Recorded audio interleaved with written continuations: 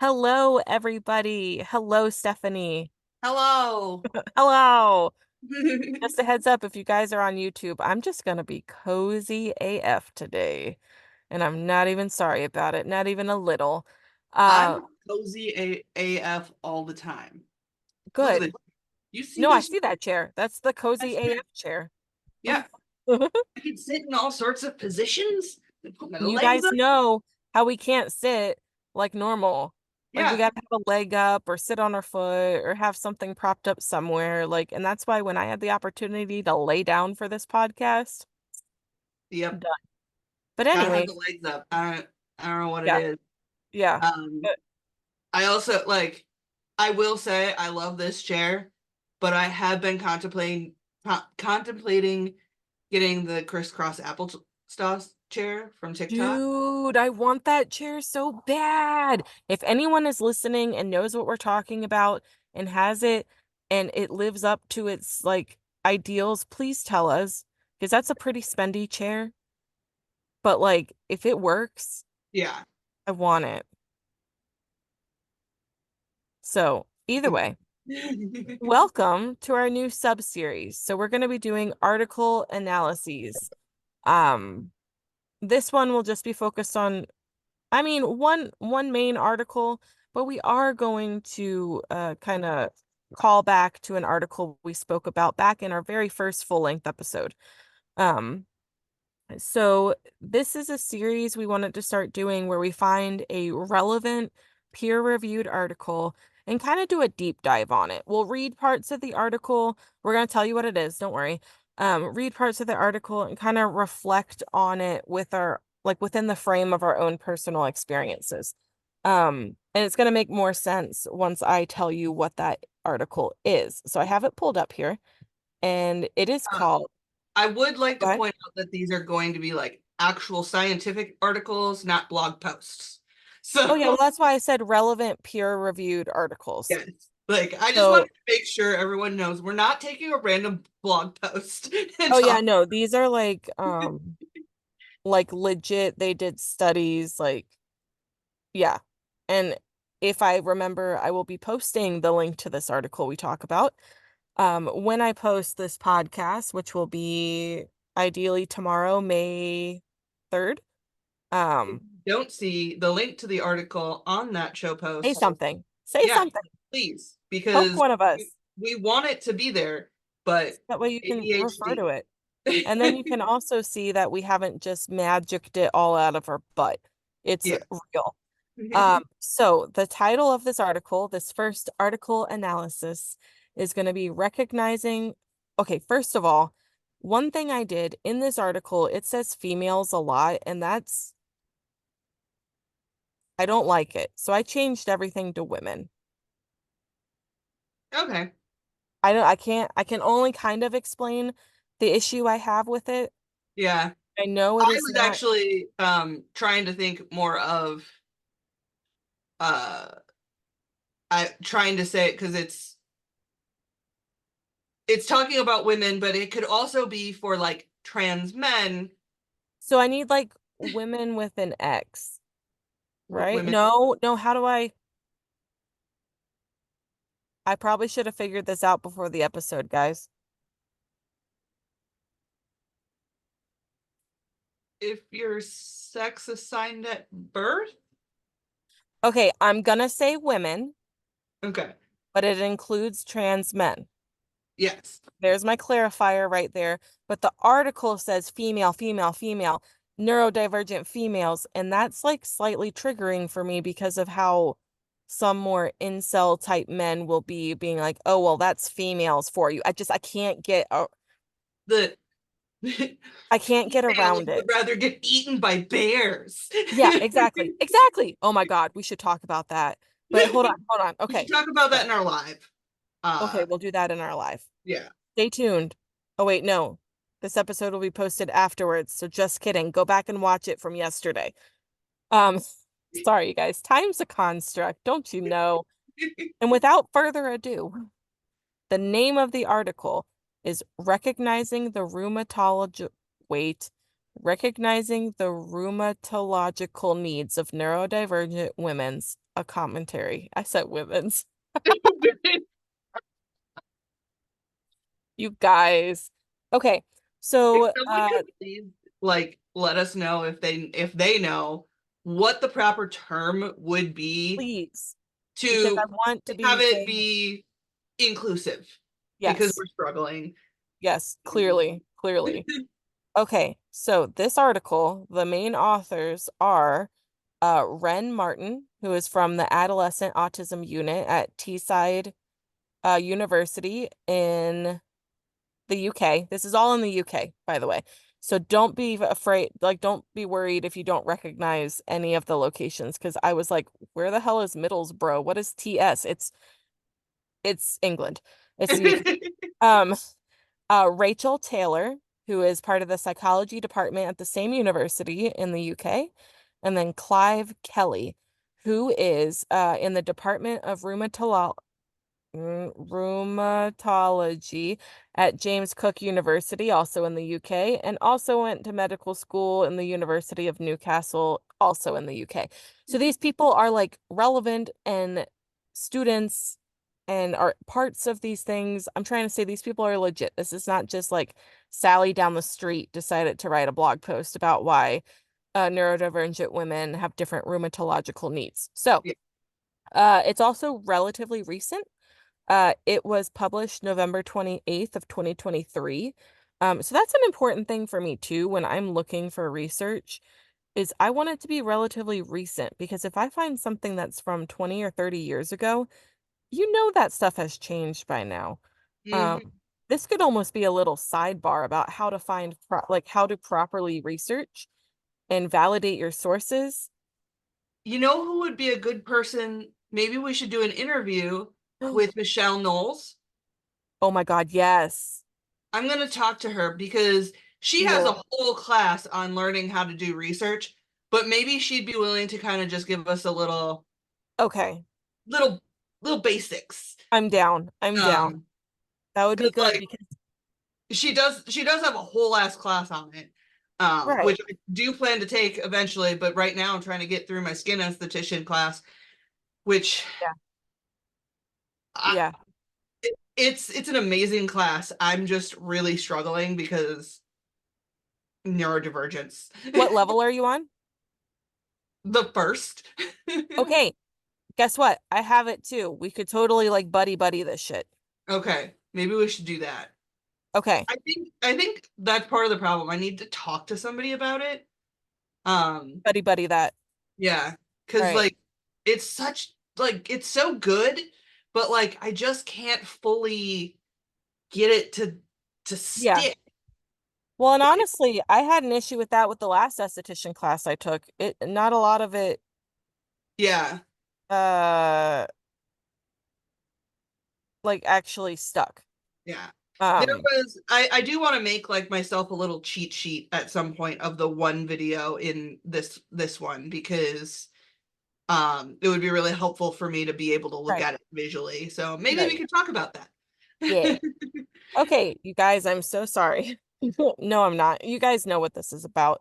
You Yep. know how we are by this point. And So, I didn't take my meds today, so oh no. I So are I you actually super spicy? I actually can take it still. It's not too late. Good. So Take your that's why I meds. keep it next to my desk. And everybody out there, if you are overdue on meds, take your meds, drink your water or soda, whatever you I do got. have water as well, but Well, I know you drink goblin. yeah, I am the. I actually, yes, I have water, Huh? soda, and I finished this one, but this is my protein shake. Oh my God. So what is it? One for hydration, one for energy, and one for nutrition? Yeah, and then a lot of times I'll also have one for taste, but the Mountain Dew works for taste right now. Oh, there you go. Yeah, yeah, yeah. And when I say taste, I mean bubbles. Bubbles. And see, I cannot. Ugh, I don't like carbonation. I do not like bubbles. I Um, love bubbles. But either way, so I'm gonna essentially be reading the article to you guys, not just as a whole, that would be kind of boring, but I am going to say Gonna read pieces parts and then we'll and talk then we're about gonna kind of reflect on it and stuff like that. Just as I feel like it's a really good article, which is why I picked it, but I also think it could help us in our lives. If you've noticed you've had some of these physical issues, there could actually be a link to your neurodiversity. it. Hmm. So without further ado, how many times am I going to say that? Let's get going. So, Woo! from the article, neurodivergent conditions are under-recognized among women. We know this, right? Hmm. Who often present differently than men. Neurodivergent women are at an increased risk of developing a wide range of rheumatological disorders. So that's kind of an umbrella term.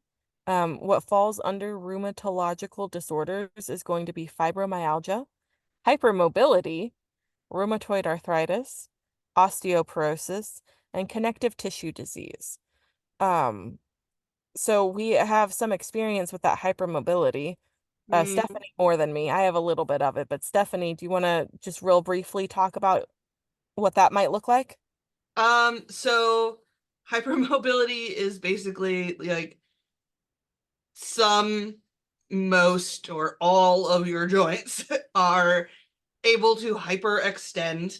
Yeah, yeah. Um, so like usually a lot of people, you see it in fingers. That's actually part of the like criteria is they check to see like they have you have your hand flat and like pull your finger back, which apparently it's not normal to be able to do like 90 degrees. um and like hands, so like they have you And like the bring, thumb to the, yeah, that's the one I tried. I'm like, when I talk about yeah, it in I'm the not CPR quite there, classes, but yeah, when I talk about it in the CPR classes, I'm like, this is hypermobility. And then watching everyone do it, it's funny. yeah.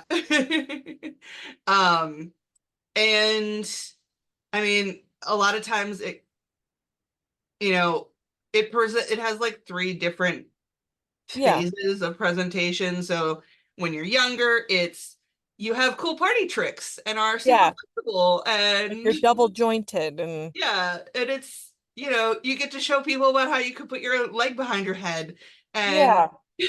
weird shit like that.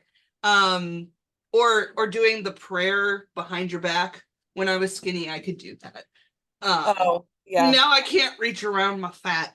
Um but like yeah, it starts as that and then there's the stiffness phase, which is where you usually like your joints are stiff. And so yeah. you have a hard time, like you might wake up in the morning and have to like, stretch out and you Right, get right. the clickies and Yeah, you get a lot of stiffness in your joints. And it's a lot of stiffness too in your muscles at that point because your muscles are working extra hard to hold your body together. right. Because the connective tissue isn't doing what it should. Yeah. And so your muscles are holding you together. Um, and so your muscles get really stiff, but then you're still young enough where it doesn't quite hurt so bad. Right. And your body can can do it Compensate itself. for, Yeah, yeah, it can compensate. And then you get into I don't remember what the last phase is called, but it's basically where your muscles start to get overworked. And yeah. so you start having a lot of like dislocations and subluxations. I was gonna ask where subluxations fell into place. So I'm in that third phase. Yeah. So like, yeah. Good job, you overachiever. So like I can't wear a bra because my ribs Right, pop out, which right. also can we just talk about the fact that you can't get breast reductions without going through a full ass like horrible surgery with ridiculous like recovery time? Really? Like there's no easy way. There's no like they can't do it like like I've had my Laparoscopic. hysterectomy and it was Yeah, laparoscopic. They don't yeah. do that shit for breast reductions. Wow. I didn't know Uh, that. if you're wondering, I looked because they're really heavy Yeah. and I can't wear a bra. I'm good. Yeah. So I can't wear a bra. Um, Right. but then like sometimes my boobs are so heavy that they pop my ribs out. So and then my hips subluxate a lot. Uh, that's a fun one. Yeah, no, and that's Ankle, why. we tend to have a lot of rolling ankles happening. And so I rolled my ankle the other day and it was fine. But like I've noted, it made me think about this and specifically like this conversation about hypermobility and me realizing, oh wait, maybe I'm a little hypermobile because like ever since I can remember, I've done like nasty rolling of my ankles, like ones that should make me not be able to walk very well. Hmm. And it just fucking bounces back. Yep. I feel like I'm getting older now. Like I need to be a little more careful because I don't know if it's going to bounce back as well. But Oh, it'll eventually stop bouncing back. I'm imagining it's because that tissue and those joint, everything's just loosey goosey, so it allows it to. I mean, like my foot goes fully to the side, like I slip like this, and Oh then yeah, I just that keep used to happen to going. me all the time. Like I would like constantly be rolling my ankles. Yeah, Um, and it's just they're so flexible and right. they would just bounce back. I wouldn't Yeah, even fucking feel it. yeah. Um, that was in the stage where it was fun. Where everything was fine. It was so fun. But now, I mean, I've found out ways to make my recovery better Yeah, when I do that because it yeah, happens yeah, a lot. If you remember that time at All American, I didn't realize it at the time. That was a my hip subluxating, and then it went when it came back in, it got my nerve. no, because I remember you were like in a lot of pain and you were walking with a cane, weren't you? Yeah. Um, Yeah, I and remember that. that's what it was. But at the time, I didn't know what was going on. I just knew that I kept It doing this to hurt. myself, and it Yeah, hurt like a motherfucker. yeah. Um, Now I've at least, and for a while, I was popping fucking muscle relaxers like candy. Oh yeah, I Um, remember that too. which, by the way, coming off of muscle relaxers is bullshit. I Like, bet. if you're taking them on a regular Yeah, basis, yeah. don't do it. Um, I Just still don't. take them once in a while. Hmm? Uh, like every couple of weeks, I'll take one Yeah. because, Like when you really need it, not like yeah, it yeah. but because it does help me to because when I subluxate, my muscles freak out because Well, they're yeah, like, because you're like, oh oh my my god, we God, gotta oh my hold God, each oh my other God. together, Ah! and it's a panic to try to put Yeah, me back. But now I've learned how to like calm myself down yeah, afterwards, yeah. and I can get that released. And that's the part that hurts is my muscles get so like Well, freaked yeah, out, and then they're so tense, so anything hurts. and it fucks my nerves up too. Yeah, So um absolutely. so yeah, like that basically hypermobility is that's what it is. Thank you for I just that. went on a really long rant about No, hypermobility. no, no. That's what I wanted. That's what I was hoping to provoke. Yeah. Oh, there's also fatigue in that last phase with certain muscles. Yeah. I have noticed more recently, like in the last year or so, that I get fatigue from chewing. Oh, So like I like chewing for a lot, like do something that's super chewy. I just don't do it anymore. yeah. Enjoyable. Huh. All right. Something else for me to look forward to, maybe. Yeah. Um, so back to the article. We have, although neurodivergent conditions have been perceived as being the province of men, recent evidence has emerged over the last 10 years that challenges this assumption. The estimated prevalence of autism in the population was often quoted at about 1%, with a 4-to-1 man to woman ratio, meaning not like based for every four men diagnosed with autism, there'd be one woman. Hmm. Um, However, it's now thought to represent an underestimate of the true prevalence. It appears that although women often receive their diagnosis later in life, ADHD and autism may be much more prevalent among women than has been appreciated. This may be due to their ability to camouflage their difficulties, mask, Hmm. in order to avoid social rejection or alienation. Because of this, they are more prone to internalize their concerns, resulting in a suppression of their natural tendencies. Mask. Such behavior can trigger intense anxiety, obsession, and anger, which may manifest itself in a variety of clinical expressions. They often exhibit heightened sensitivity to emotional and sensory stimuli and find that this makes them feel increased muscle tension and tenderness, producing distress and discomfort. This may be combined with difficulty in making and maintaining close contact with others, leading to a sense of isolation or abandonment. Frequently, this causes them to feel misunderstood and to lose faith in their own ability and to lose confidence in other people's ability and willingness to support them. Almost there. Autonomic hypersensitivity can be associated with emotional instability and produce a perceived lack of object constancy. Fatigue, fatigue, muscle tenderness, and despair may become evident over time, precipitating a referral to mental health services, a pain team, or a rheumatologist. So that was a lot. So I we can kind of, wish. yes, but it's all really good stuff. So of course, we already knew that we get Sorry, I was mixed. saying I wish to the referral, like getting a referral. Oh yeah. It's not always as easy. But I They don't make know. it sound so easy. Like they may just get a referral. Like I mean, it is in the what? UK. I don't know how it is over there. Yeah, that's true. I'm like, Yeah. who's giving these fucking referrals?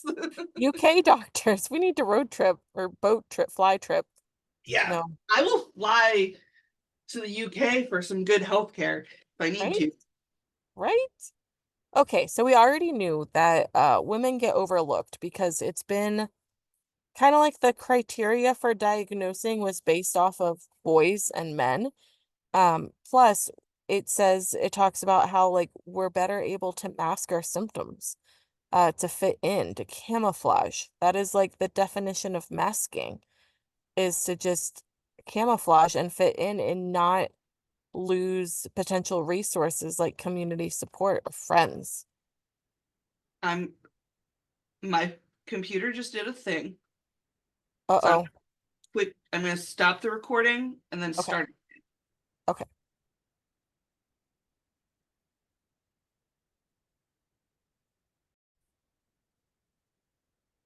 All right. Sweet. It didn't ask for permission that time, or at least pop up Oh, the thing. But either yeah. way, we mask because we are afraid to lose resources like community support or friends. Hmm. It Or talks. Oh, go ahead. I mean, in some cases, and I hate to say this, it could be something as much as shelter or food or Right. Well, yeah, like, no, it's these resources that if we yeah, don't act a certain way or fit into a certain degree, we may be at risk of losing those, very crucial resources. Um, and then it had gone on to say that if we're suppressing these sort of natural tendencies in an effort to camouflage ourselves, that leads to anxiety because, of course, you're not being your true self and you're exhausted because it's keeping up that constant mask and evaluating how things are going to go and imagining, well, if they say this, then I can say that. And then if I say this, then they can say, and like walking yourself through conversations, walking yourself through situations, um, being hyper aware of other people's body language, their tone, their their facial, what word do I want? expressions. Thank you, expressions. Oh my God. I'm like, their facial face. Yeah. Um, to be able to better accurately predict what they are going to do or say or what the overall mood of them are. So that way we can already be masked appropriately. And I blame that for being as tone sensitive as I am. Yeah. Yeah. Um, so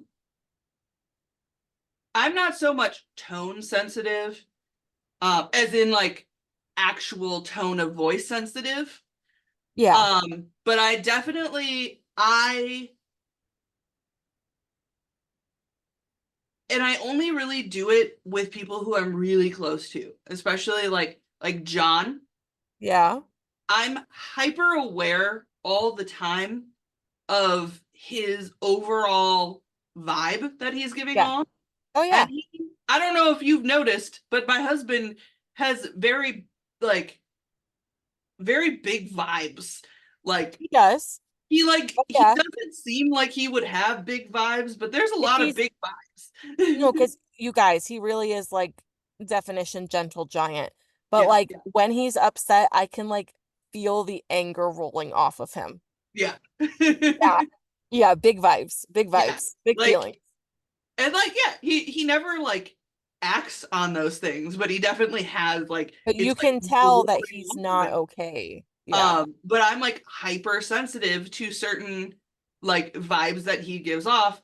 And part of that, I'm hypersensitive to vibes, but I also have realized that I I'll don't go. understand what the vibes mean because Oh, I was taught by someone who is also most likely fucking autistic and ADHD, yeah. who refused to believe that we could be autistic and ADHD. Oh, fun. Um, so they gave me vibes that didn't match vibes that other people give me.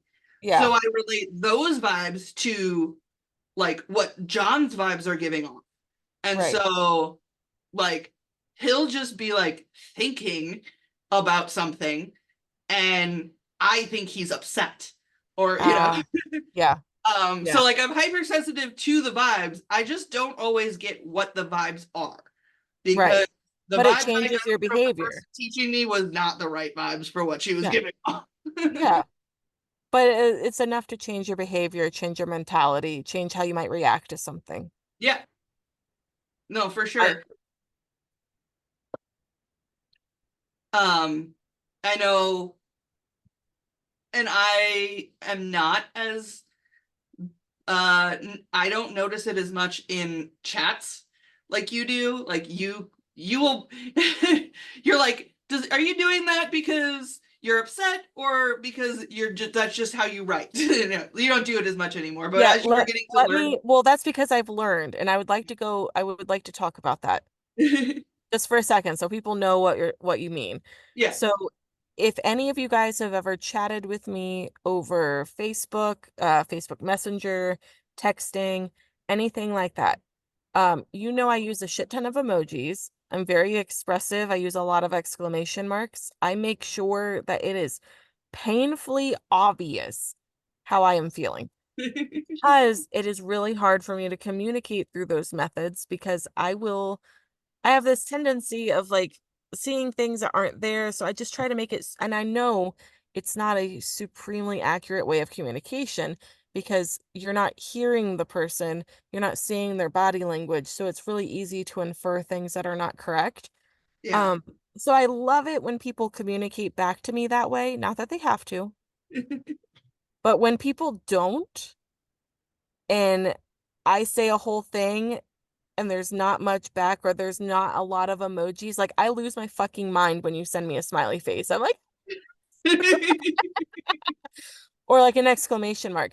But it's Yeah. just not the way Stephenie types, and that's fine. You do not have to change how you type for me.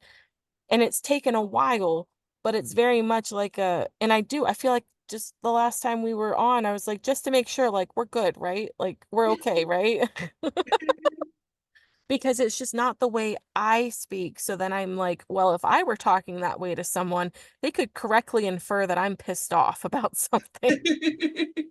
But it's not. It's just her communication style when it comes to texting and messaging. Because as soon as like we're like this, I know there's no fucking issue because I can see your body language, I can see your facial expressions, I can hear your voice, and it's no Yeah. issue. So Yeah. that's that. That's what I And needed for to. it, yeah, I just find it's really interesting though, because like like I read so much into people when I'm talking to them in person. Yeah. I read into that shit so much. Yeah. But then like I don't know, for some reason with like written word, Yeah. It's just not there. yeah. And I don't know what Which is it probably why you communicate the way you do, is. because Yeah. you're not having the anxiety about your meaning getting across because you're Yeah. not. But Yeah.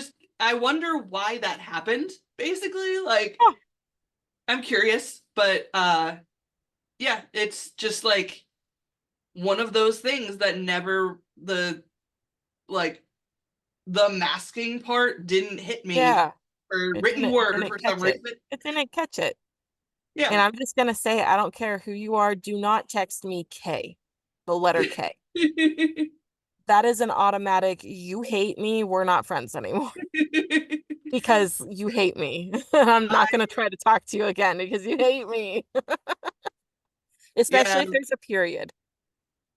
Like that's it. Like I I prefer to misread the write out the friendship. whole word usually. You know, Like yeah, same.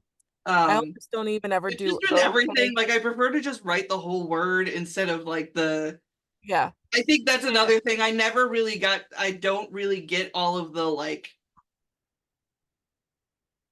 I don't understand how they got Riz from charisma. Like that doesn't make sense to me. You know? I mean, it at least sounds kind of similar, Yeah. It I just guess, I for some reason the written word I never got that whole like texting. where you do like the letter U instead of the word. Yeah.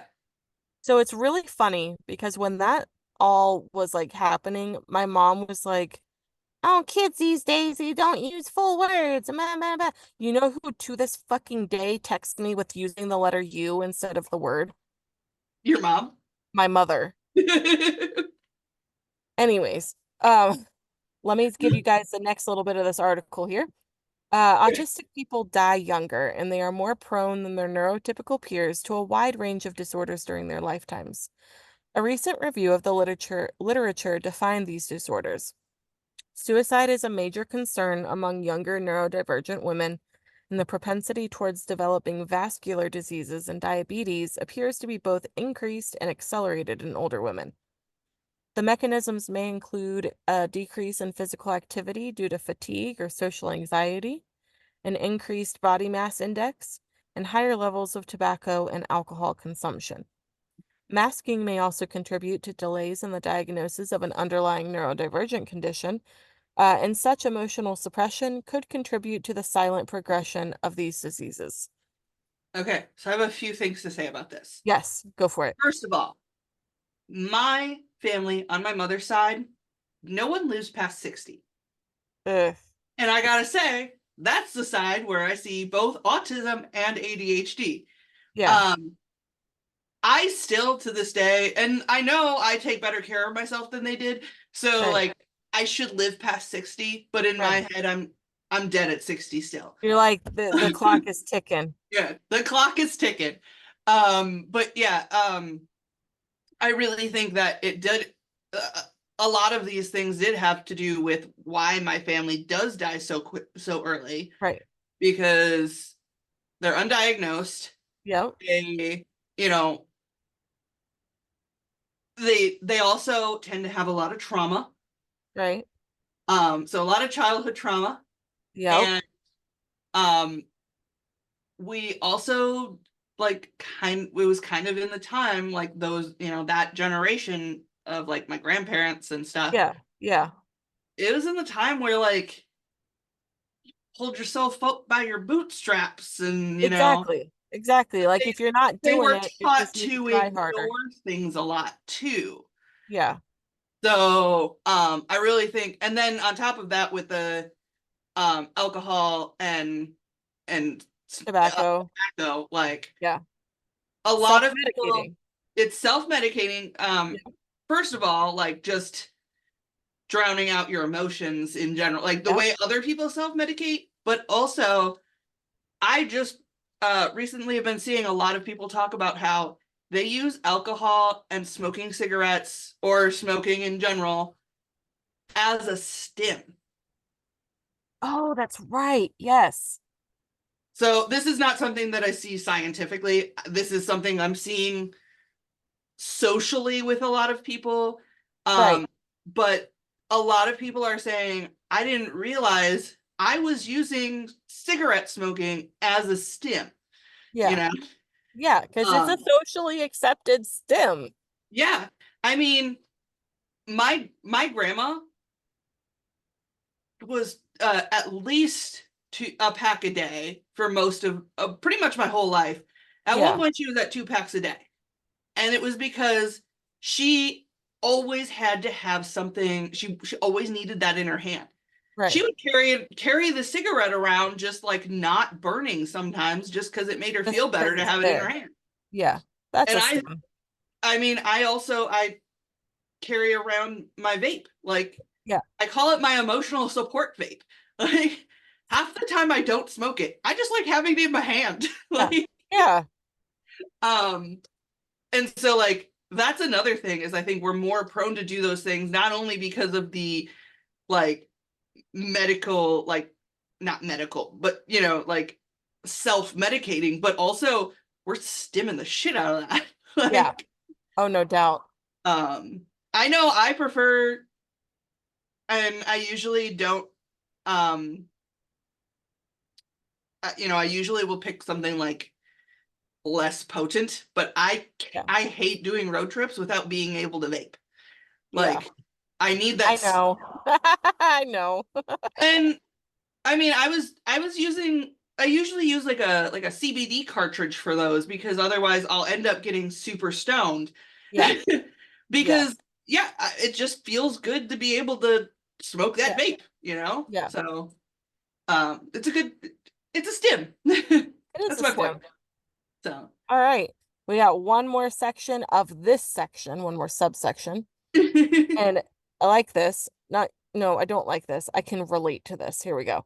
So, neurodivergent women appear to have worse healthcare outcomes if they have experienced significant adverse experiences during childhood. Read trauma. Uh, Women are at greater risk in this regard, and this might explain their increased use of healthcare resources. A recent review explored the issues described by autistic women with regards to accessing medical care and identified impaired Mm, executive dysfunction, poor communication, and hypersensitivity as all being contributory factors. mm, Failure of healthcare workers to appreciate these problems led to lower levels of satisfaction and worsening healthcare outcomes. Surprisingly, little literature exists specifically on the needs of women with neurodivergent conditions, despite dysfunction of every organ system being listed among the many disorders they report. However, it is established that autistic women are overrepresented among all women who seek support for many disorders. And it appears all women who seek, oh, oops, it appears this is especially true for musculoskeletal conditions.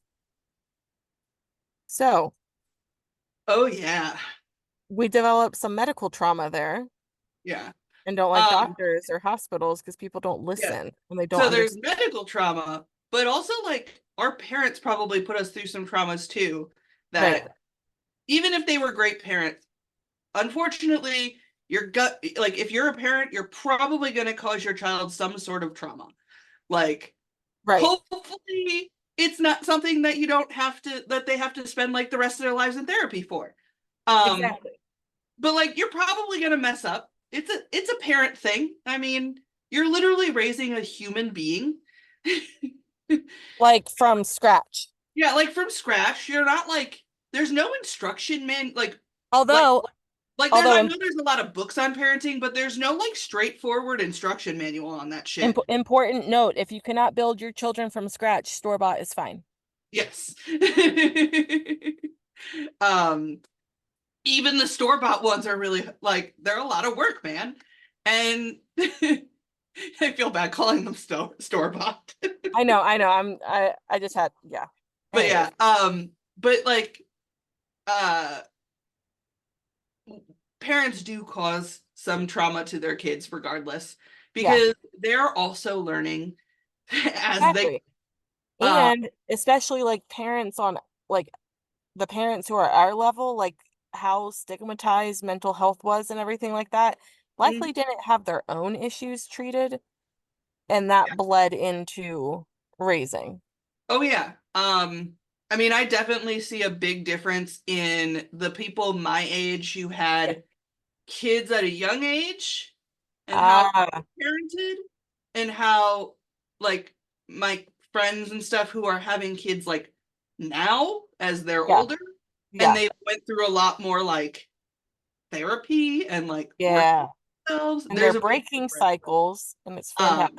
Um so um yeah, I would like to say that like I cannot physically throw up. Yeah. Even if I'm like dying, I cannot physically make myself throw up. The best I can do is like throw up in my mouth and immediately swallow it. Ah, And that's because I would get like in a lot of trouble for throwing up, even really? if I was just sick. Because it was work that they had to do to clean up. Oh, Um, and listen, my parents were very young when they right. so I get it. Like they had their own shit they were dealing with, but yeah, Yeah, I have that trauma now. I physically cannot throw up, even if I'm like deathly ill. The yeah. When throwing up would stuff like is fix it. throw up in my mouth and I immediately swallow it, and I hate it. Like sometimes it would just be better to be able to throw up and just get done with it, you know? Yeah, because you feel so much better afterwards. Yeah. Um, so that was a trauma that was instilled in me, and like it does still affect my physical health.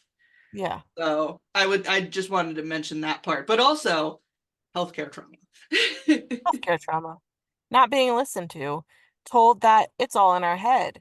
Remember, they used to literally, what was it? They gave women who they said, oh, it's just hysteria. And then they would give them like cocaine. Am I You're wrong? hysterical.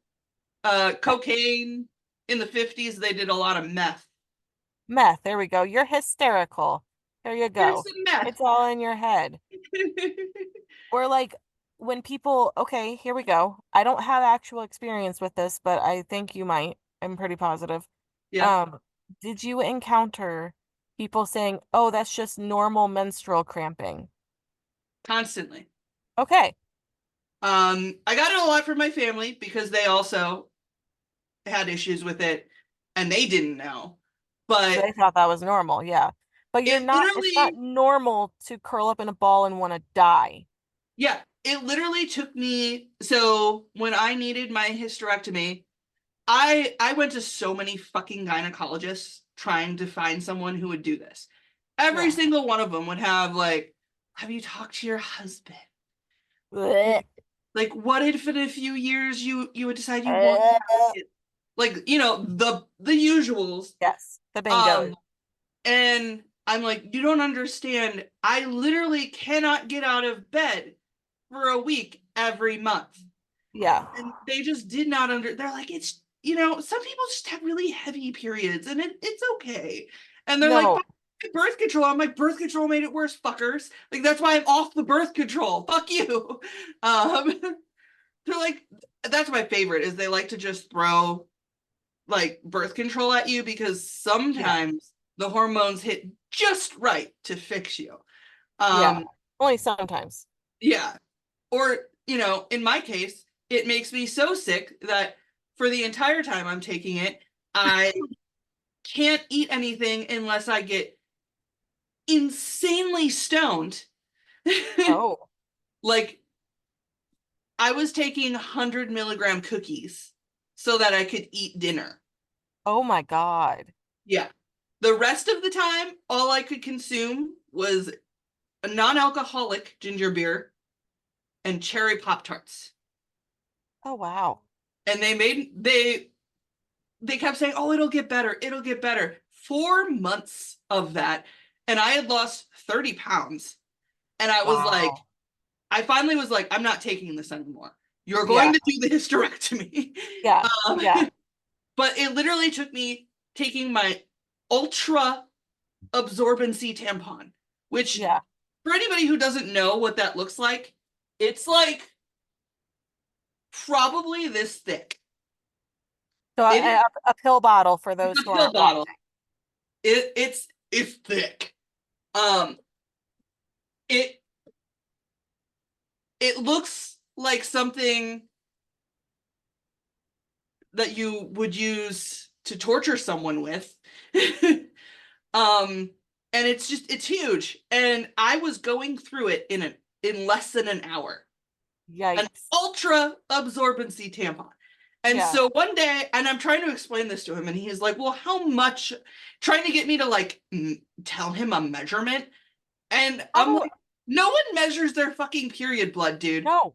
And he's No. like, well, how much? Is it like, because normal is about this much. And I'm like, I don't know how to visualize that. So I took one of my like ones in my purse, I took it out and I threw the ultra tampon at him.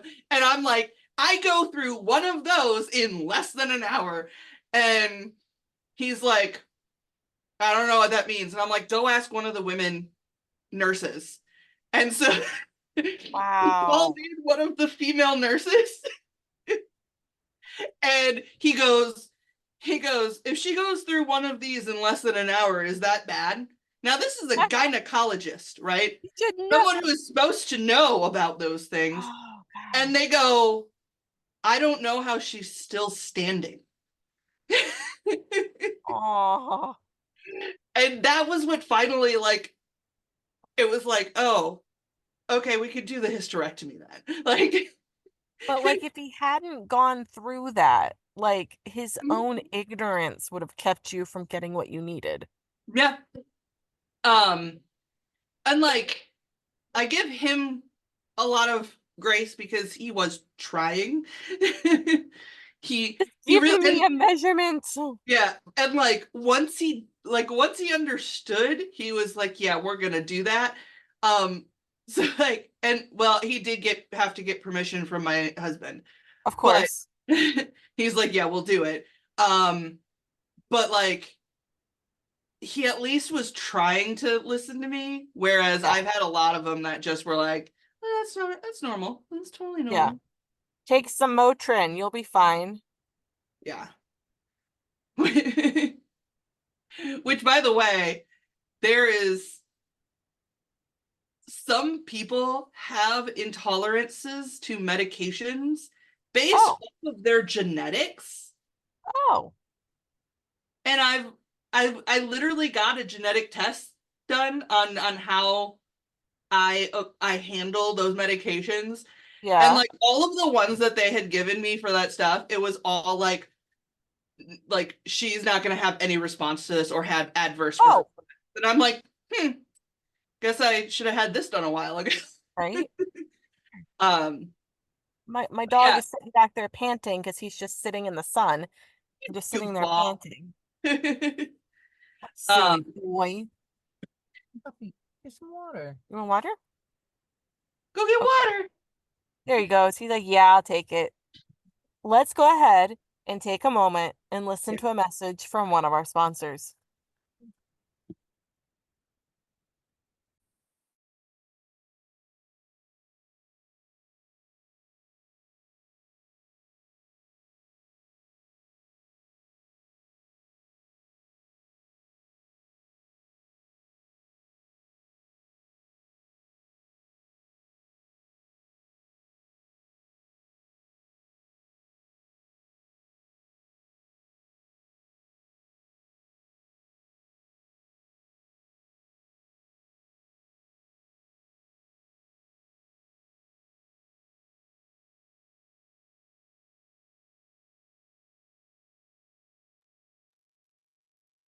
And we're back.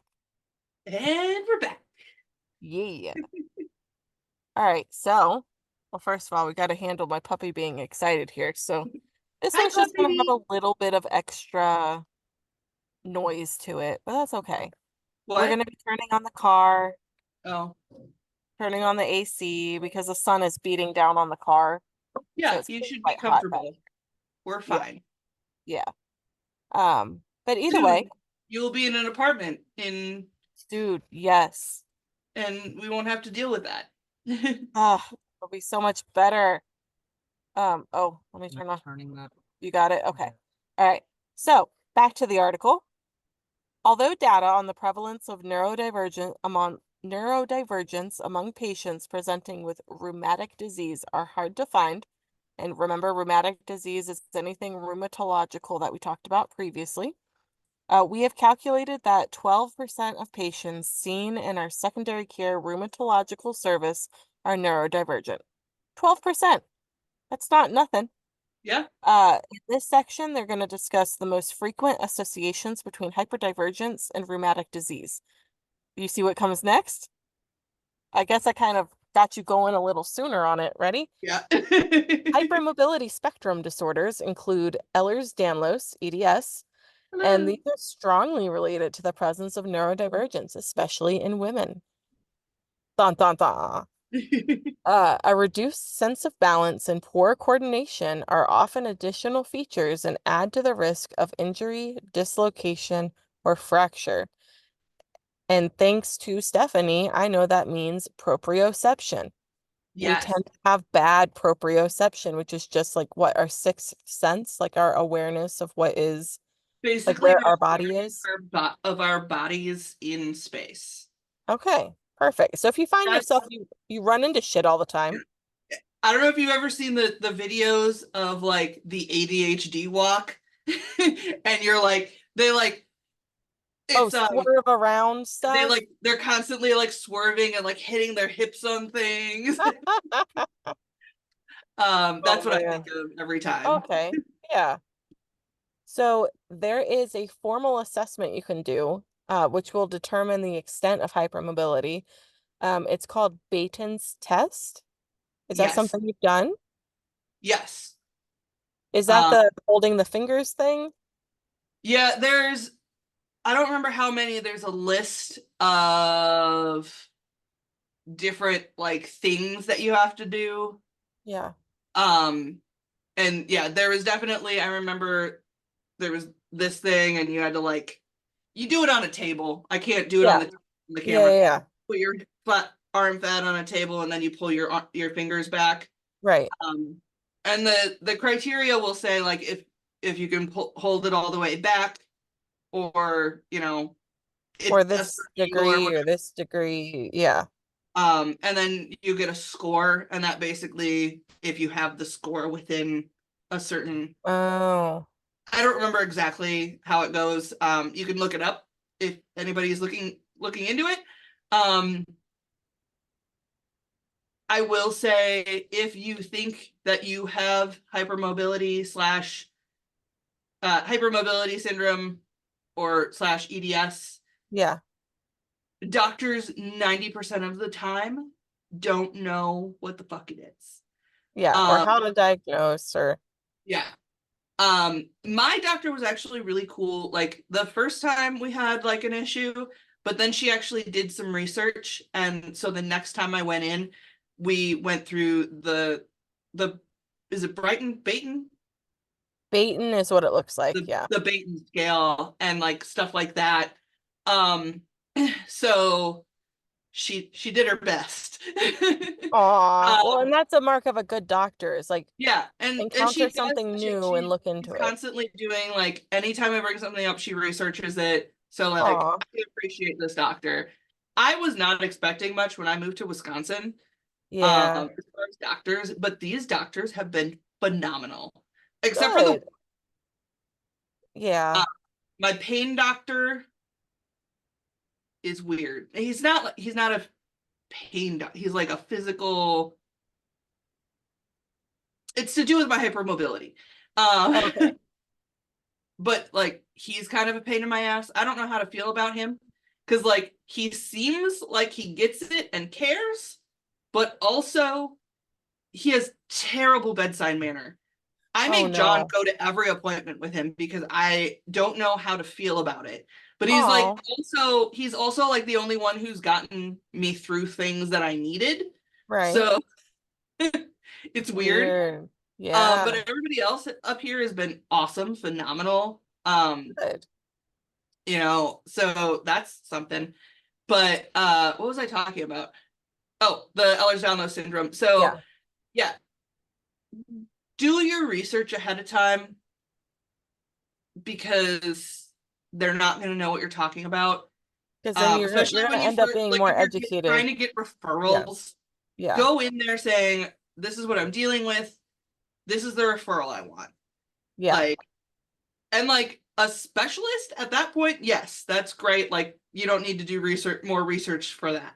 Like, Yeah. once you get there, and also there are a lot of EDS communities online, and especially for different regions. Uh-huh. So join those, and you can find doctors who are more Like willing to, or more more under. equipped. Yeah. So that helps a lot. But just so everyone knows, there are multiple types of EDS. We are Yeah. mostly talking about the hypermobile Ehlers-Danlos, which is HEDS. And it is the only one that they currently do not have a genetic marker to like diagnose it with. Oh. Um, all of the other ones, like the other types of EDS, do Yeah. have a genetic marker. So if you think you might have it, you You can should get tested probably for it. you should probably get tested, even if you think it's the hypermobile type, just to rule out the other Yeah, type. yeah, yeah. Um, Interesting. Okay. but that will also bring you closer to getting your hypermobile EDS Diagnosis. diagnosis, because the whole thing is basically just ruling things out until that's the only choice. So Yeah. there's Yeah. no like official way, there's no like test to say like, yes, you for sure have it, Right. Um, Right. it's just, More process of elimination and yeah. Um, so yeah, if you think you might have EDS, even if it's HEDS, um, I could probably, if anybody needs it, just let me know. But I was able to get the same genetic test that the geneticists at the doctor's offices and hospitals use yeah. online. It was a swab test uh, Ooh. that I did myself and mailed back. I had to pay for it myself, but Right. most geneticists are not covered, and most geneticists will not take you if you say anything about hypermobility. Wow. Yeah. That's rude. So if anybody needs that info, let me know. All uh, right. Well, good. but yeah, So the next part here talks about chronic musculoskeletal pain, combined with tenderness to touch and profound fatigue, may lead to the suspicion of fibromyalgia in women, which is, of course, like we said previously, another rheumatological disorder. yeah. This is supported by the presence of autonomic hypersensitivity, which may manifest as postural orthostatic tachycardia syndrome. Pots. There we go. I was like, it's the big one, but it's POTS, um, irritable bowel, or a recurrent headache. yeah. Um, I have lots of recurrent headaches. Uh, the POTS I was actually recently tested for, because I have all the symptoms. I've actually There's been weird pressure changes this week that have really heightened all of those symptoms, which has Mhm, been mhm. super fun. Yeah, Yesterday, I didn't eat till like 3 o'clock because I was super nauseous, but my fucking autistic brain wouldn't let me eat anything other than salad. fun. I don't like salad. Why did my autistic brain decide that I needed salad? I don't know, but nothing else was gonna happen. Yeah. And I like the dizzy And spell. that's like not even a safe food, dude. No, it's not. I don't know what's wrong with me. Oh, But like the only things that my brain was like, yes, you could eat that is cottage cheese, tomatoes, and salad, I do like me some cottage cheese. right? Yeah. Especially if you put tomatoes in it. Um, but I think it might Never have tried been that. my salads. I tend to go super salty Yeah. with everything. So I was kind of wondering, because I was having those pot symptoms, if If maybe it it was was more I of a was salt doing thing. that because Yeah. I needed salt. Yeah. So yeah, I ordered a salad from Panera Bread and just drowned it in salt. So that was fun. Um, but yeah, I got tested for it recently. Yeah. Um, they do something called the tilt table test, where they Oh basically yeah. they strap you to a table and Oh, they sit you up and they read all the monitors. Um, it made me feel like hot garbage. yeah. I kind of just wanted to die the whole time as I was strapped to this table standing up. I I was like having like the sweats and like Aw. I felt awful. None of my vitals changed.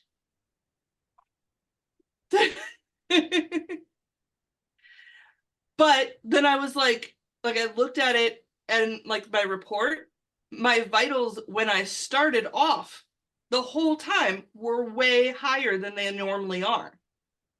Oh, so they didn't see a change, but that's because you got there and were already having I was issues. already in that point. So I talked to my doctor about it, and he's like, okay, well, how about we put a heart monitor on you for 2 weeks? That's right. Yeah, yeah, yeah. Did the heart monitor for 2 weeks, which if you have even remotely sensitive, honestly, if you have very white skin, I would probably say you should probably get the sensitive skin stickers for those heart monitors. Um, Oh, yeah. Itchy. because I literally, like, by the end of the 2 weeks, my chest had like a big red sore from Aw. adhesive. Um, which I probably could have went in and got sensitive ones, but at that point, I'm like, I'm already sore. But anyways, What that did it came back show? and they could not come up with, like, it didn't show anything. They're like, you had some weird times that like I went into um tachycardia. They're Yeah. like, but it doesn't match up with your symptoms at all. Oh. Like I had to keep a log of like when I had symptoms, Oh. and I had to Yeah. like there was like a button, so like I'd push it when I had symptoms, and then I had to write it down in my log. Yeah. And like none of the like tachycardia events or bradycardia events that I had matched up with any of my symptoms.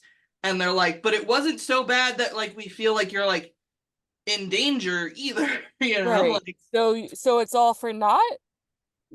I don't know. I have another appointment with my doctor for that at some point.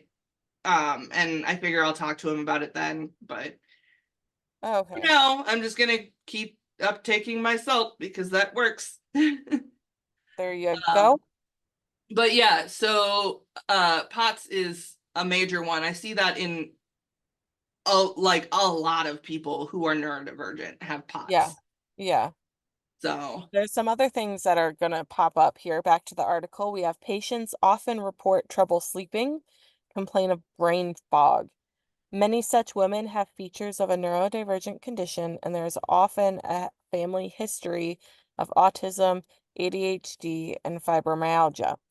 It appears that hypermobility is often associated with this symptom complex, and it has been proposed that hypermobility mediates the relationship between fibromyalgia and neurodivergence.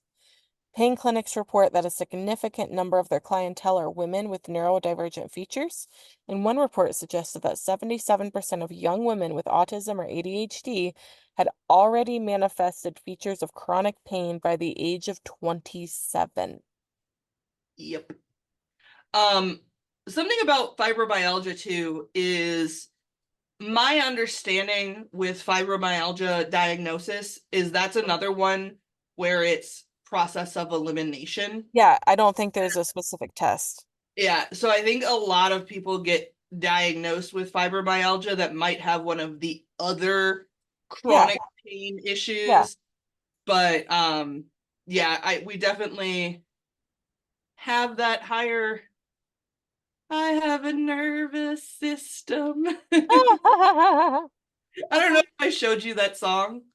No. Okay, I'll have to share it to you. It's called Nervous System by Candy Carpenter. She is actually an ADHD musician. Uh Yeah. and she has a song called Nervous System, which she actually wrote 2 years before she got diagnosed with autism, but she was just like explaining her, Oh. she was just singing it about her how she felt. Yeah. And it's like spot on. So Aw. I would Yeah, no, definitely I would like that, please. so she has a lot of good music, but that's the best one. There are other disorders that are commonly reported in greater frequency among the first degree relatives of neurodivergent women. And that's going to be systemic lupus erythematosus, or SLE. Don't ask me what it is. Rheumatoid arthritis. So I've got rheumatoid arthritis in my family, for sure. Yeah.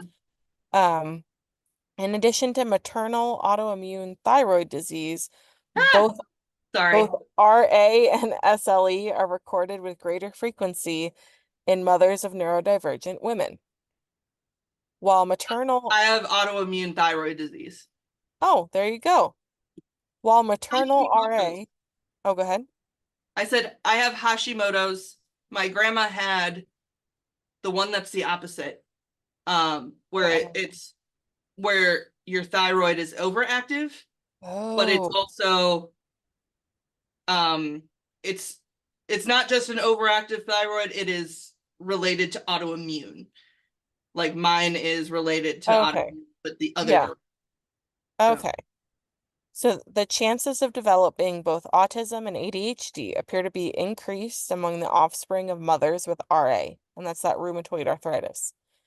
Raynaud's phenomenon, which if you don't know, that's the one that I'm pretty freaking positive my mom has, because if it's just like 72 degrees in the house, she will lose her circulation in her fingers and yep. her skin will just be pale, nails a little blue.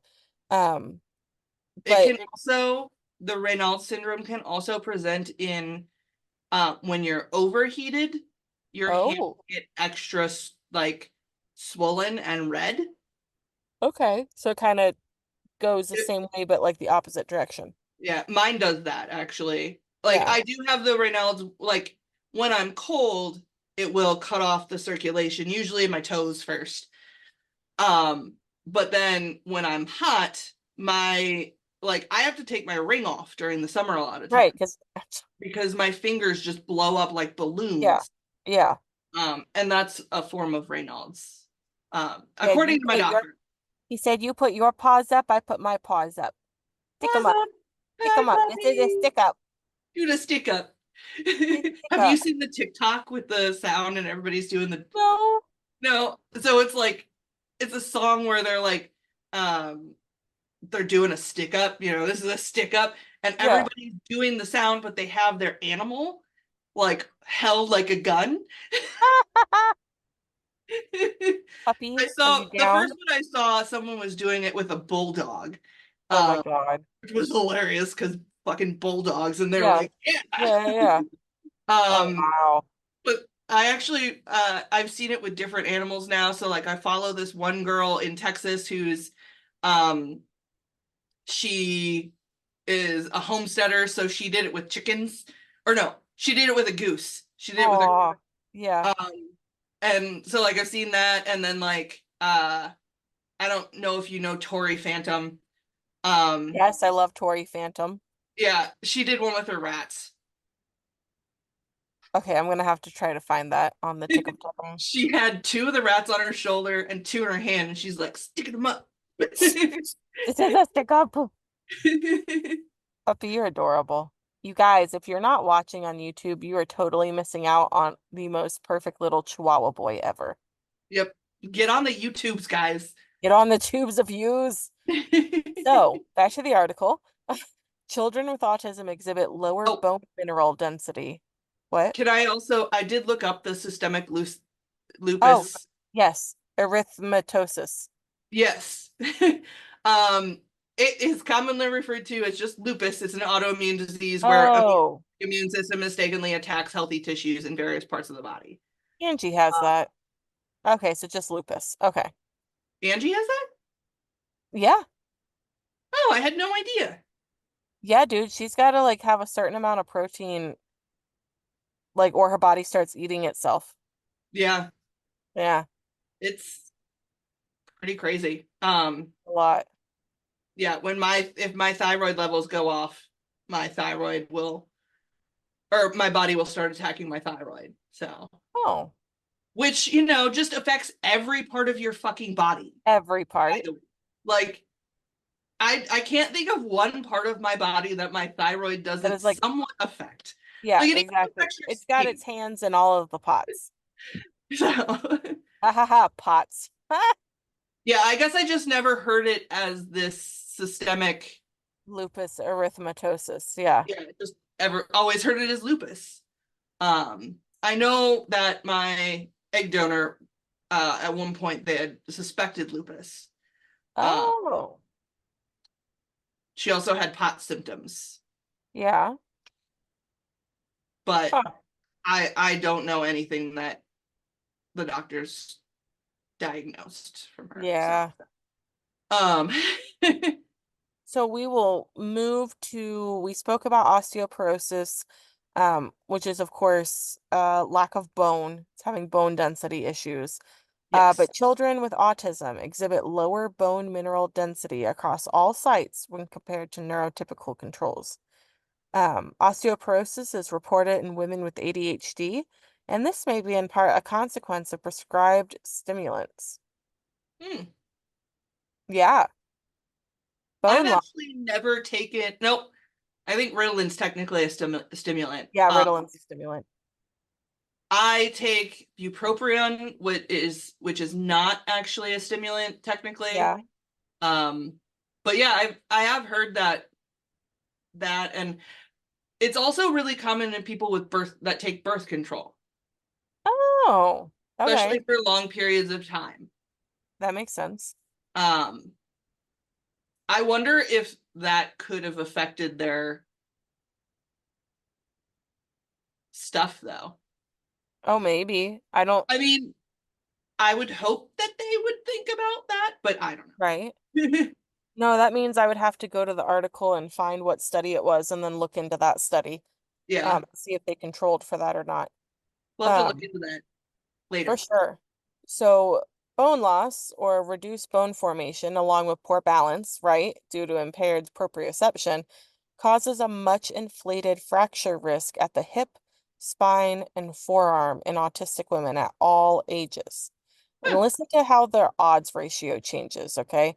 So, normal for non-autistic women, the standard ratio is 8 to 1. It increases to 24, or sorry, 8.1 in girls to 24.8 in Jesus. adult autistic women. Yeah, so that's like triple. So other factors that do have a possibility of contributing to this increased fracture risk are vitamin D deficiency and then intestinal dysbiosis from restrictive eating disorders in adolescence.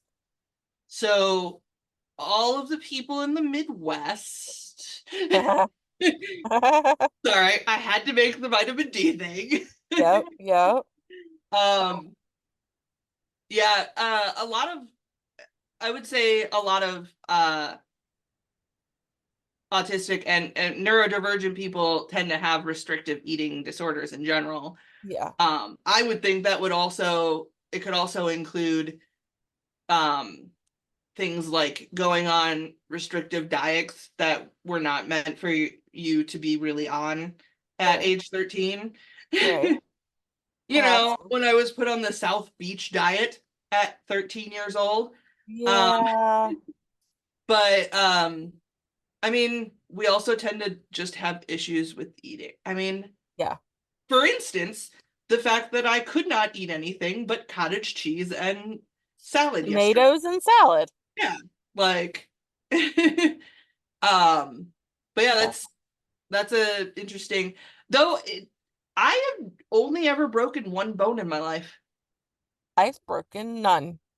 So, but Nice. I attribute that to my high anxiety making me risk aversive. Yeah. I'm not real. I mean, I'm more risk averse now as far as like hurting myself. But when Yeah, I was young, I was not risk adverse. yeah. Um, but I bet it has shit, what time is it? Okay. Um, Do we have a time constraint? no, I'm gonna pause for a second. And we're back. Da. So, we've already talked about kind of the hurdles we face in the medical field. So this article is going to talk a little bit more about that now. Um, so from the article, doctors have been slow to recognize the physical features that neurodivergent conditions can manifest in women. Not all women with autism or ADHD are aware of their condition, and those that are neurodivergent may choose not to disclose this. Uh, Histor Oh, go ahead. Sorry. I That's a really good point. A lot of people choose not to disclose it. Also, a lot of doctors will actually tell you not to disclose it. Really? Mhm. The doctor that I don't know how to read, he actually at one point told me I shouldn't disclose that I have autism. Oh, wow. Yeah. That There's a sucks. lot of, I think because there's still a lot of stigma there. Yeah. He's also, though, he's an older doctor, where my regular doctor is a much younger doctor. She's only a couple years out of school, Yeah. and she is much more like open. That Uh, makes sense. Yeah. she actually, the last time I was there, asked me because I have that I'm gender fluid, because they have Right. those options you can actually put in Yeah. gender Yeah. fluid. Yeah. I thought that was great. Um, and she actually asked me what my pronouns were. I just Aw. need to make sure that in my notes I have the right pronouns. I'm like, oh, you're the best so much. Oh my But God. at the same time, I'm like, I don't care what pronouns you use. You're like, it's fine. It's fine. Just fix me. um, Uh, so so in sorry, this, I just no, no, got no, you're fine. distracted No me. worries. No worries. I got it. Historically, a label of psychosomatic illness has also often been applied to women who exhibit these features, with the concept that such patients can be hard to help. Mm, Psychosomatic. That means it's all in your head. Literally what we were talking about earlier. yeah, Rude. It and is like time we reevaluated this the approach thing and is adopted. Oh, with the it's all in your head is like, even if that's true, there's still still a some, problem. and Yeah, they don't feel okay. So you still need to fix them. right. Like that is your job. Well, and also if it's a mental like condition, then yes, it literally is in my head. Yeah, Literally yeah. Well, even like neurodivergence and all of the issues that come with it is is in your technically head, in your head, but but like that not the doesn't way make they it any say less it. valid of a problem. Well, yeah, and it's not the way that they mean it either when they say, "Oh, it's all in your head." It's Yeah. anyways. It is time we reevaluated this approach and adopted a less judgmental attitude. Yes. Consi Sorry. Yes, you're here. Consistency and continuity of care are important ways to build trust, which neurodivergent people often struggle to achieve. If a diagnosis of a neurodivergent condition is suspected, access to appropriate multidisciplinary support may be appreciated while avoiding multiple unnecessary cross referrals. I'm Okay, let's sorry. I'm still taking that. If a diagnosis of a neurodivergent condition is suspected, access to appropriate multi multidisciplinary support. support may be appreciated while avoiding. Oh, So okay. imagine if you can go to one place and have people Yes. in place to help versus have to make 5 different And appointments. that was the doctor that I don't like. He is the one that referred me to Mayo.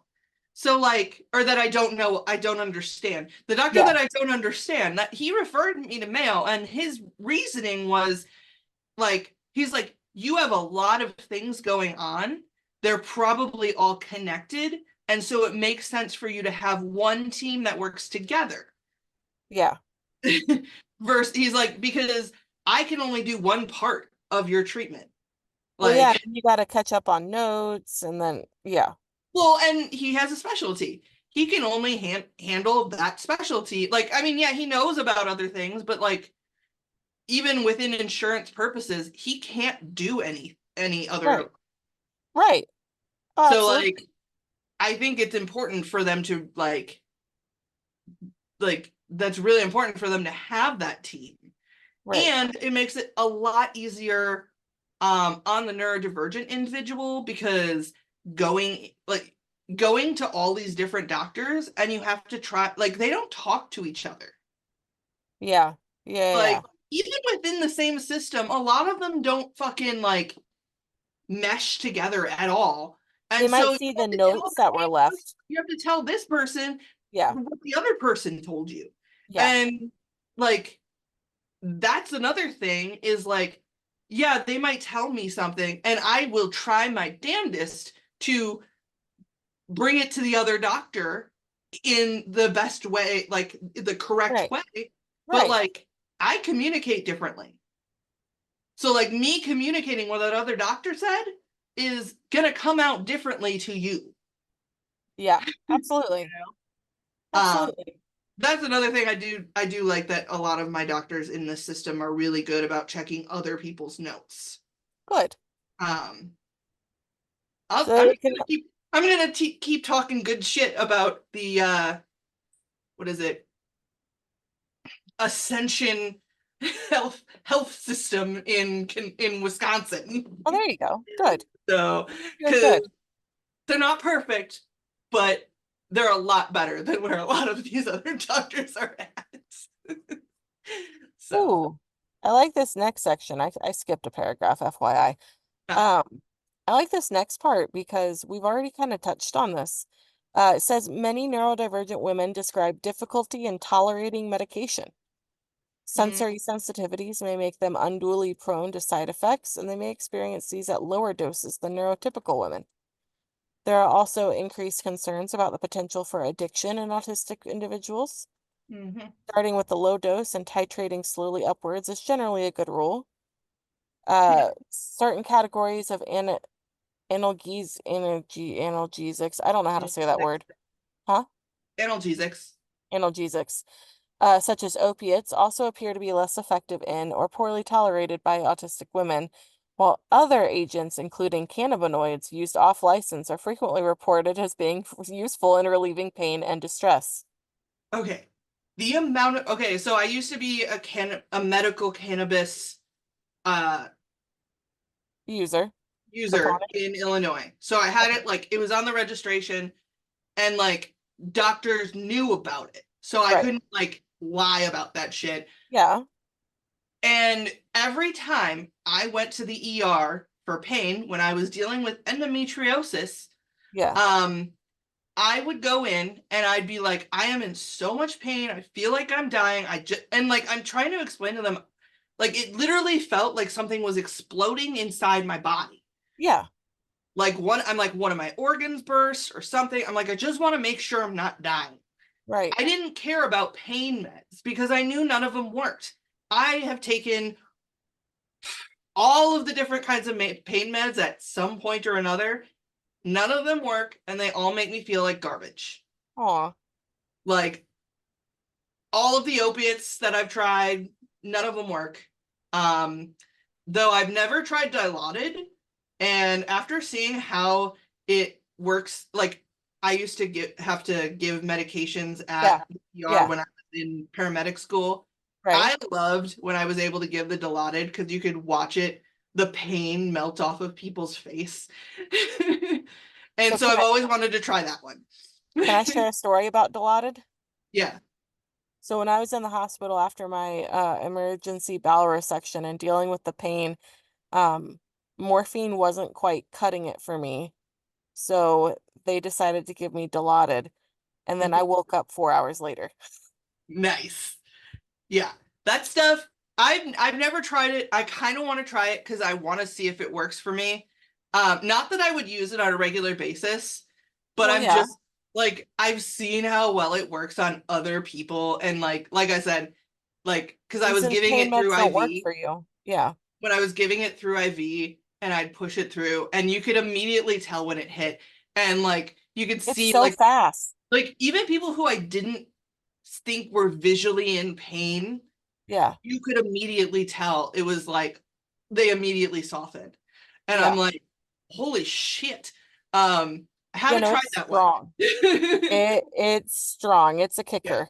Uh, Um, but all of the other ones don't work for me. And they literally had me listed as a like drug seeker in my yeah, note. yeah, Even though every time I went and they would try to give me something, even ibuprofen, I would refuse. yeah, Because I would tell them I'm not here for meds. I'm like, I don't care about the pain. I can deal with the pain. I want to make sure I'm not dying. right. You know why? Because I had cannabis at home and it actually fucking worked. I I'm love like, I it. just want to make sure I'm not like, I'm like, I don't want my appendix to burst Well, yeah, or even like, what if I had like a fucking cyst like that first? right, Like, right. that's all I ever wanted when I went in, and no one ever listened to me. They always were like, "You're just looking for the drugs," and I'm like, "I don't want your drugs. They don't work. My good drugs are at home." I don't want your drugs. It was like if I wanted drugs, I wouldn't have come here because I can't use my drugs here. Right, right. I'd be at home using my drugs. Yeah, like yeah, I and you see it a lot. A lot of neurodivergent women they prefer using cannabis over. Yeah. I even prefer the fake bullshit cannabis that they have here. Oh, like the Delta Yeah, 8? Yeah. yeah. Yeah. Delta 8, Delta 9, all of those. Yeah, Um, yeah. like I use those now, but So, let's see. It is unclear as to whether these issues are gender specific in the context of neurodivergence, but clinicians observe these issues more often among women.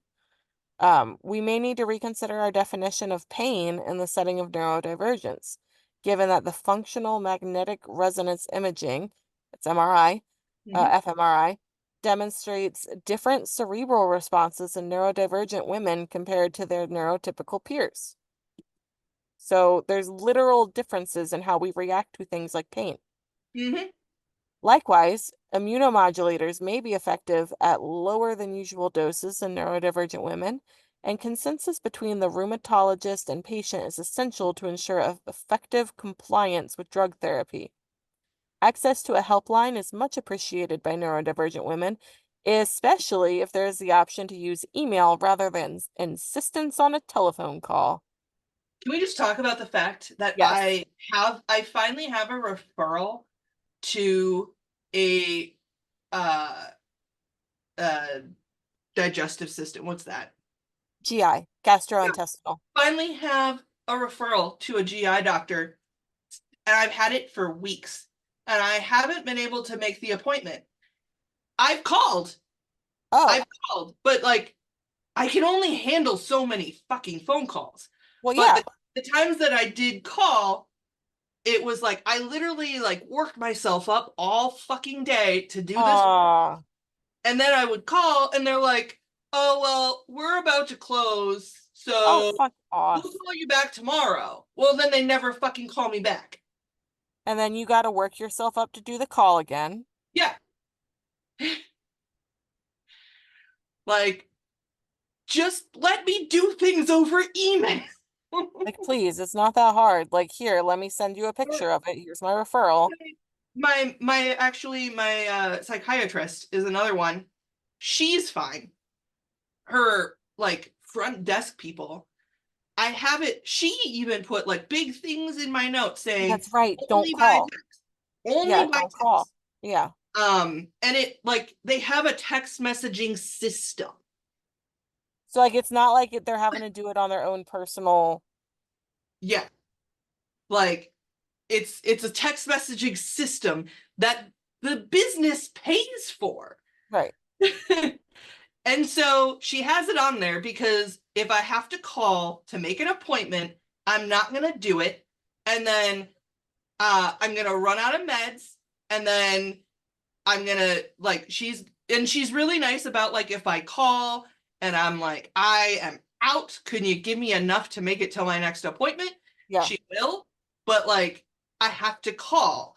And, Oh. like, I just won't until I absolutely need to. And then Right. I have had times where, because of that, I end up with a lapse in my medication, not necessarily because of her, but because, like, those medications can be hard to find in Well, yeah. pharmacy in No, and I general. remember that because that happened when we first got up there last year.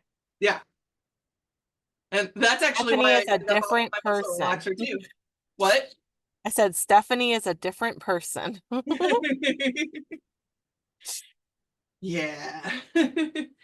um, but yeah, I don't know why it's so hard for them to just use the communication that works best for us.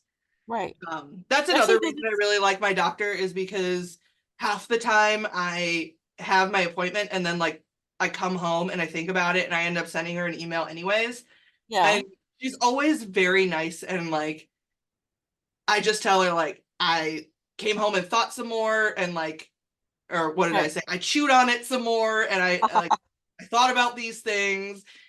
So, like, that's another reason I love her, is she's just like, Yeah. yeah, that's fine. Email me. Like, that's totally fine. Instead of being like, no, you need to come in for a whole nother appointment. Yeah. Yeah.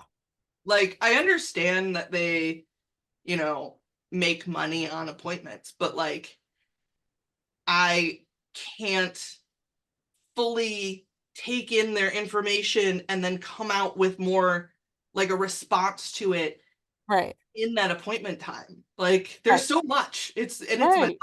life. So So the sorry. article basically closes going back over how because of these differences between neurotypical and neurodivergent when it comes to pain, medications, different disorders and illnesses we're more susceptible to.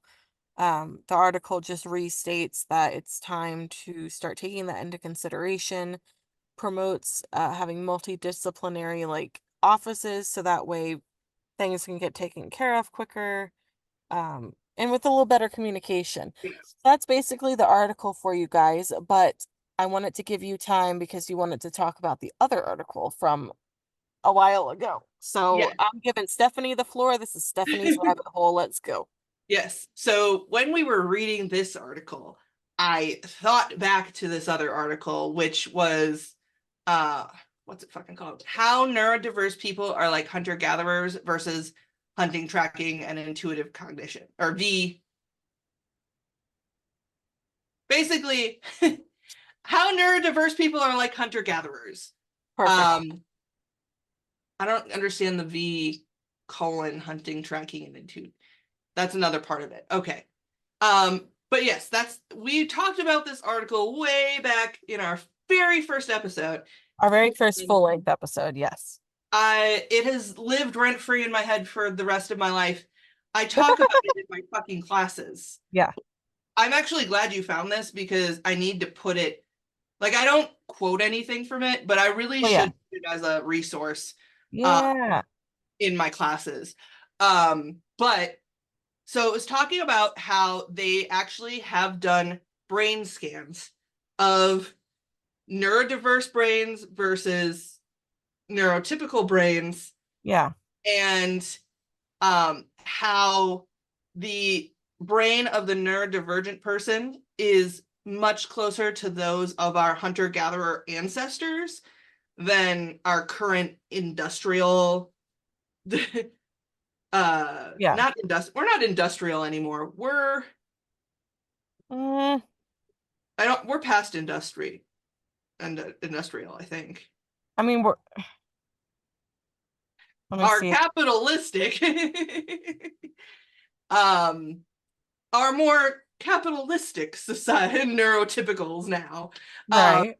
but, like, it the whole point was like, we are not really built for the world we're living in now. And it talks a little in that thing, it talks a little bit about evolution and stuff like that. And they really don't know whether it was like it was a like didn't involve, or it was, or didn't evolve, or it was just Yeah. like two splits kind of thing. But our world now is not really built for the way our brain was built. Right. We tend to be hypersensitive to sounds, and sounds and lights and movement and all of that stuff, which was really important back when we used to have to hunt for our fucking food. Exactly. We had to be but aware.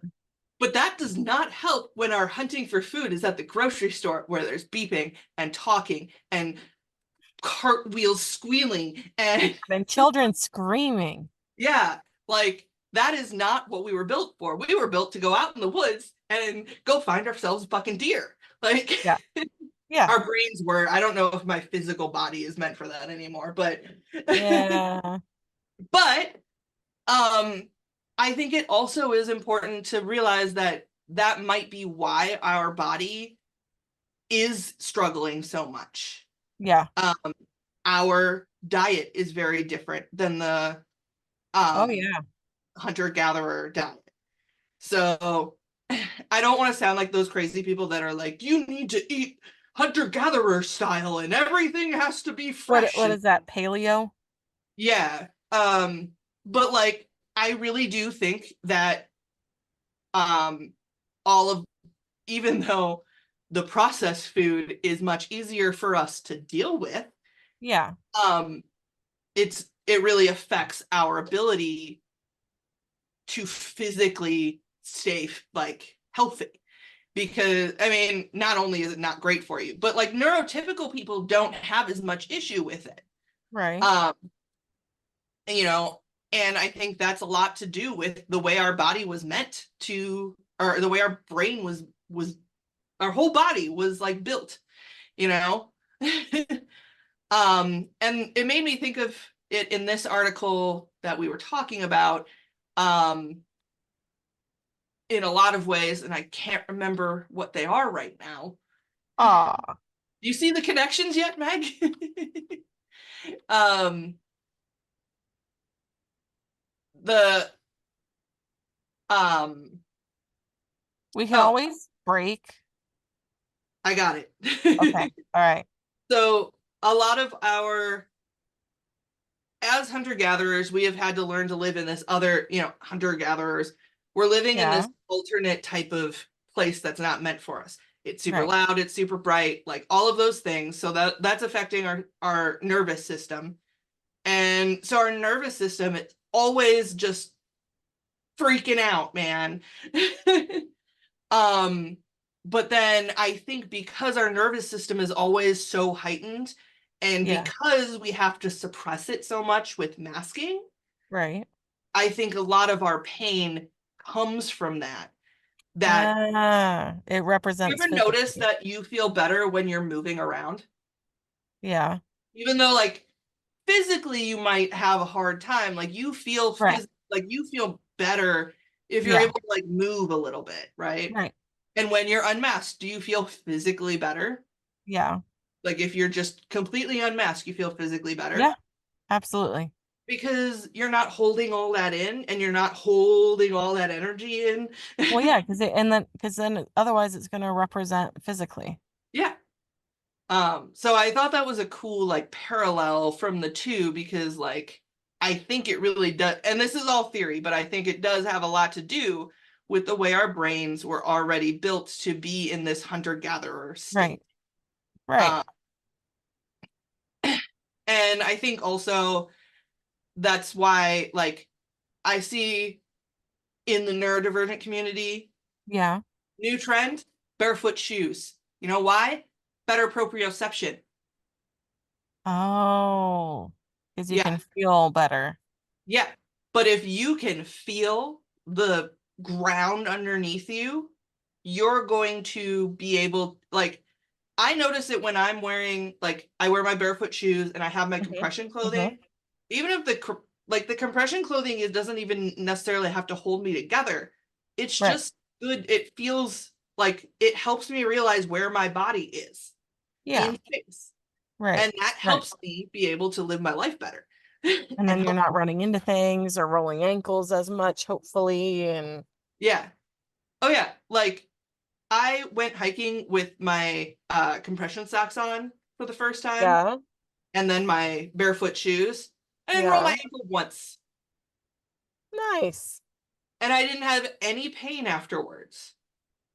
That's incredible. And like I will die on this hill that we should all be wearing barefoot shoes. But and you don't have to have ugly barefoot shoes. Shut up, guys. Yeah. There Right. are cute ones out there. um, but having that proprioception also will help you the support in shoes, like your those supports that you have in shoes and stuff, your body was not built to have those supports. So taking those supports away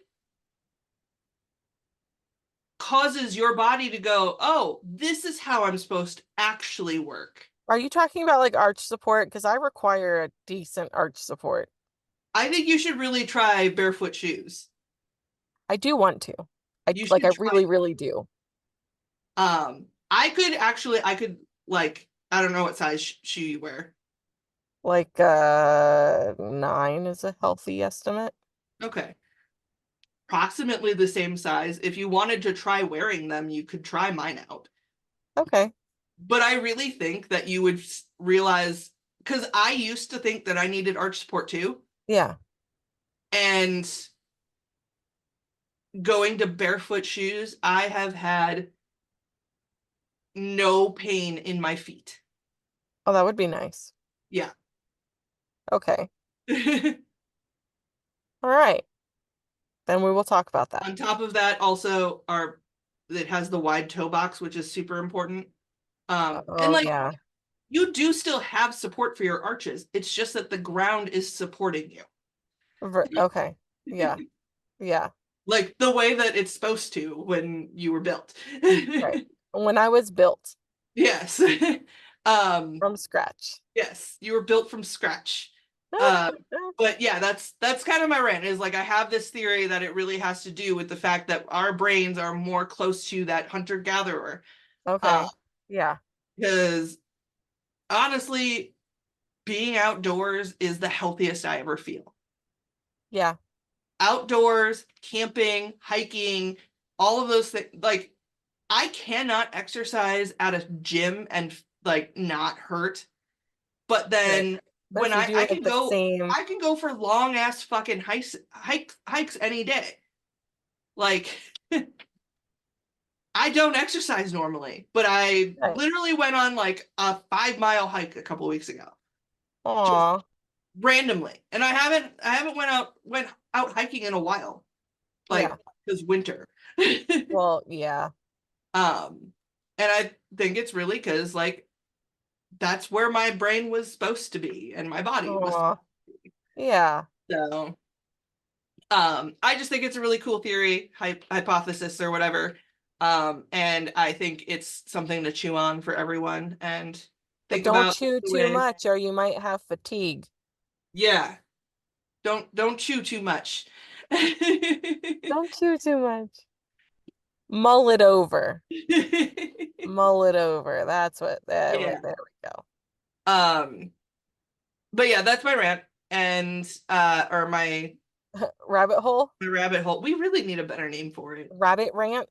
Rabbit. I don't like that. We'll figure it out. If you We'll figure guys it out. can think, because we do these little segments where Stephenie goes down a rabbit hole.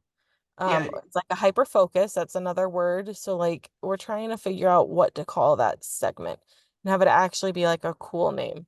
yeah, If you come up with something that we use, we will shout you out on our podcast. yes, Indeed. yes, we will. So Then that basically brings us to the end of it. So thank you for being with us here today and let us know what you think. Let us know what you think about doing article analysis because now I want to find more articles linking health to neurodiversity because we only touched on a very small segment. I'm very interested to get into like autoimmune stuff, Yeah. even though I know some of this is, but like I'm very specifically interested in looking to see if Crohn's has a correlation for obvious reasons. So, Part of my theory on that is yeah, that we are so overstimulated all the time, is that our adrenal glands are constantly overworking, and right. then we end up in adrenal fatigue. Adrenal Oh, fatigue is a major problem with autoimmune. interesting. Okay. Yeah, uh no, so that'll be on our next article analysis. yeah. Yeah. I Yeah. like this. We should do more article No, analysis. I know. That's why I was like, literally, you guys, like a couple weeks ago, I was like, proposal. And What do I'm you think literally about? gonna message Michelle after we Yes. record. Yes, we need to interview her. So Okay. Then that is it. We can wrap it off because I'll handle the outro. cool. Cool, cool, cool. Yeah. Cool, cool. Bye. Bye.